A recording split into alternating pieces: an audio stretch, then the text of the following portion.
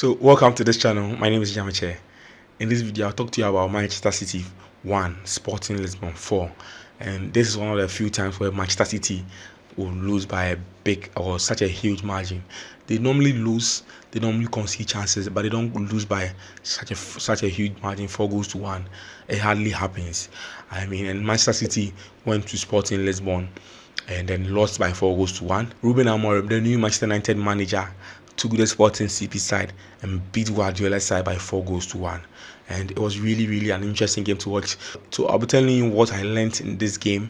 So let's get started now, guys. Manchester City started this game as one of the best games I've ever seen from them this season. They played very well. I saw Foden creating chances, and I think this the first half has been Foden's best game for Manchester City this season, considering how he took on a player, considering how he involved himself in play, considering how he linked up the game and then make sure he was controlling or making the team his. For those who watch this game, you realize that when the game was about 30 minutes into the match, everybody thought it was going to be a City. Probably City will win 5 goals to 0. City created chances. It was the usual normal City dominance with precision and controlling the game from left and right. And then Matheus Nunes had a very good game. Like Savinho was taking on players. Like you could tell Guardiola really had Ruben Amorim on the strings. The only thing that was missing in the first half was that Manchester City were unable to create, or Manchester City were unable to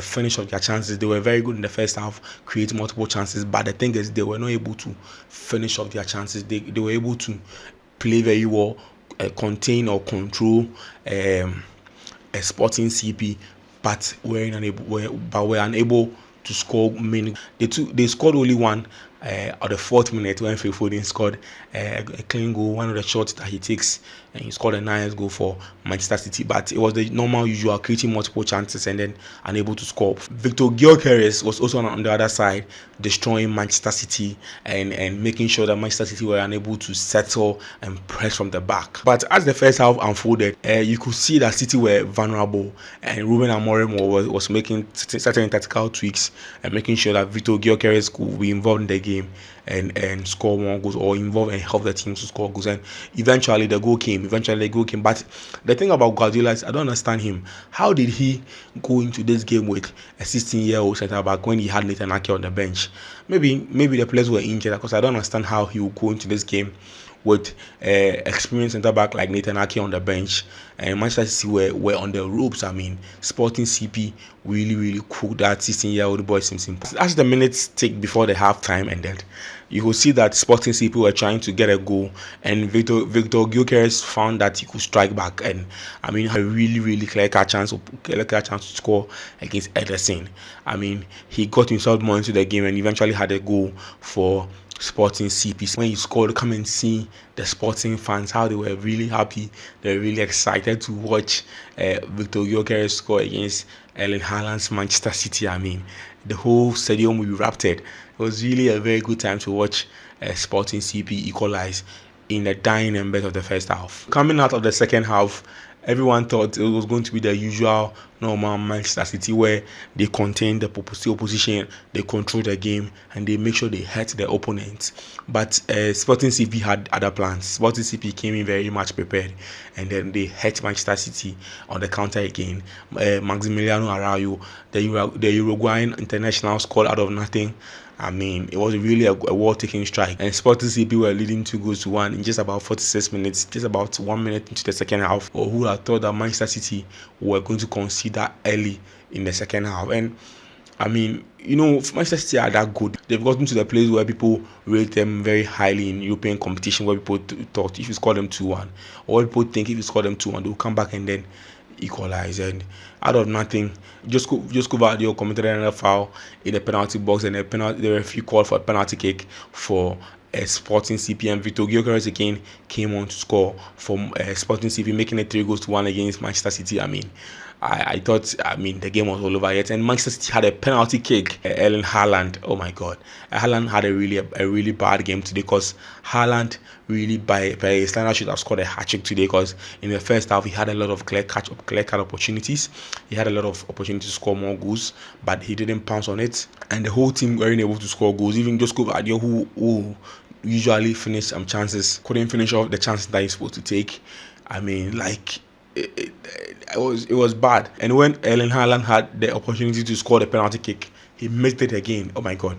So Manchester City were really not scoring from penalty kicks, and they were not scoring from clear cut opportunities. So you don't really blame Guardiola on this, because he really set up his team to win this game by probably 5 goals to 0 against Sporting. Sporting really didn't cause Manchester City problems in the first half. I mean, and then City considered 2 cheap penalty goals. I think that 4-1 is not really a fair reflection of what we watched. But it's also an indication that Guardiola has to fix his defense, because you can't concede 4 goals against Sporting CB, and I mean, think you are still the Manchester City of old. So when Erling Haaland missed the penalty kick, I mean, the hopes of Manchester City players were dashed, and it felt like everything that could go wrong was going wrong, because nothing was working for Manchester City. Like, it was really that bad. Hey, nothing was working. Even Erling Haaland couldn't score a simple penalty kick. And out of nothing, Viktor Gyokeres scored a 4th goal for Sporting CP, making it 4 goals to 1 and sealing his hat-trick, and then sealing the game. I mean, it was really, really an interesting game to watch. You could say that this was Guardiola's game plan at work, and it really worked until the first half. And I don't know how everything collapsed. I think Guardiola will look at this game and pick a lot of positives, because his one of his star men, that is Phil Foden, had an excellent game, was creating chances, was splitting passes. His set pieces were very good. Like, Phil Foden had an excellent game. For me, this was one of his best games in the Manchester City shares. I mean, in terms of creating chances. Normally we blame him that he's one of the guys that normally don't create chances, but he took it upon himself to create chances for the City team today, and he was that good. We saw Jeremy Doku have like 10 minutes in the game, and then we saw Kevin De Bruyne also coming into the game, and then seeing what he can add to the Manchester City game. What Guardiola has to fix now is probably find a partner for Kovacic, and then get a midfield still. I suggest that probably play Matheus Nunes in the middle with Kovacic, and then make sure the midfield is very tight. If the midfield is tight again, look, the City side will probably go on and win the league again, and can probably win the UCL if they're able to fix their midfield. In this game, their midfield let them down several times. Kovacic was found out of place. Because he's not a real defensive midfielder, he doesn't get to sit in his position. He's normally found out of position, and he commits fouls that he's not supposed to commit. But I think as time goes on, he gets to learn. And I mean, the Manchester City will probably have a lot of positives too. But one of the negatives too is Rico Lewis. I mean, one of the guys that has been tipped to play very well, has been playing a lot of minutes, and maybe he's lost a lot of form, because he lost a lot of balls in the game, and he had to track back, and there were lots of attacks from his side. So Guardiola will have to fix that. But I think Sporting CP were very lucky. Even the coach came to say that they were very lucky not to have lost this game. And I mean, the scoreline is not really a fair reflection of what we watched. They are going to score Brighton. They will score more goals if Brighton don't defend, and that's the truth. And they will score Tottenham if Tottenham don't defend. In these 3 games, they lost against Tottenham also in the Carabao Cup. Guardiola didn't really care about that game. They lost against Bournemouth because Bournemouth were better than them, and they had a lot of injuries too.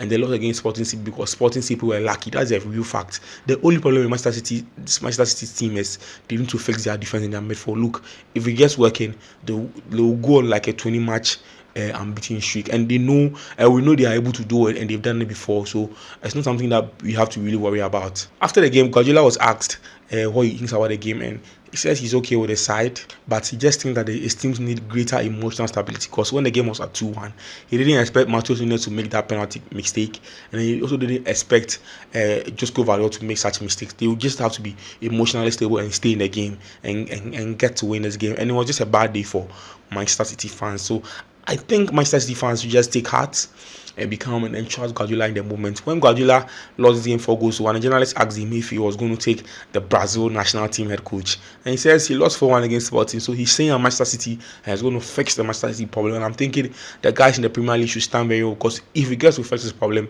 he beats every side in the Premier League with cheeky ease. This loss doesn't mean much for Manchester City. They just have to make sure that they are in the top 8 of the Champions League table, and then they also have to make sure that they get wins in the Premier League. They face Brighton. Brighton will come up with Yakuba Mint, and then they will come up with Mitoma and then Danny Welbeck in their form of their life. But guys, tell me, trust me, Manchester City will concede a goal or two, but they will end up winning this game because Brighton will decide to play a high line, and playing a high line against Manchester City is very dangerous because they have the guys to cause problems. They have Haaland. If Haaland gets a good day, Manchester City wins this game by 4 goals to 1 or 3 goals to 1. It's that easy, guys. So, but we can't talk about this game without talking about the hat-trick hero, the man of the match for the game. That was Viktor Gyokeres. What a player he is! Look at how strong he is. Look at how he was bullying Simpson Pose in the game. Look at how he was bullying Rico Lewis in the game. Oh my God, what a player he is! Wow, how strong he is! Wow, wow, wow, wow! He really did well. He scored 2 penalty kicks and one goal and missed one clear chance. But it tells you how good he is. And I think Manchester United fans will probably look at him, getting him to join Amorim, because I mean, at the point Manchester United had Tevez, Rooney, and then Ronaldo. I mean, you can have Zexi, Højlund, and then Højlund, Zexi, and then Gyokeres in your squad. And the way this guy Viktor Gyokeres was so persistent, frustrating Manchester City defense with his pace, causing problems. Even when he missed that clear cut opportunity, look at how he maintained his steadiness in the game. This is a player that United must probably go for and then help Amorim, because the Amorim is doing well at Sporting, but he doesn't have the same players in Manchester United. I don't think he probably had the same kind of quality. There are players in Manchester United that are a bit overhyped, but if you look at this Sporting side, there are players that are virtually unknown, but they get a job done. That's the problem. Manchester United have players who are known, but they don't get a job done. You get it? Guardiola too is partly to be blamed for starting a 17-year-old defender in this game ahead of Nathan Ake. I think that's one of the problems that Guardiola has to fix. But even that, the defender was very good. City has a very, very good future, and I think Guardiola will turn things around. Let me know what you think about this in the comment section. The best yet to come. Bye for now.